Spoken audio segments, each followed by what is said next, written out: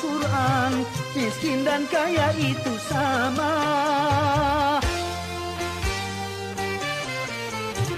Sesungguhnya keduanya itu hanya ujian bagi orang-orang beriman. Mampukah si miskin menjalani penderitaan?